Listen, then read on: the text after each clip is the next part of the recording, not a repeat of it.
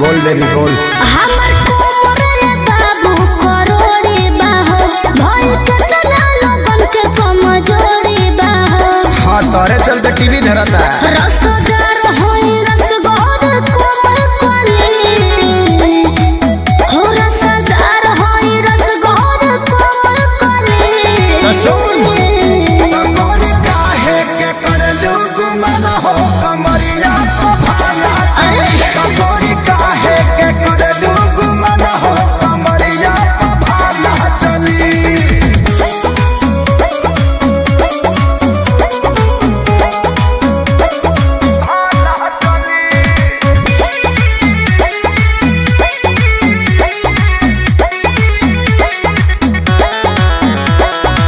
हमारा चक्कर में बाबू गिर जाइबा खाले कोता जवानी ललितन के हवाले बोल बड़ा दिका काहे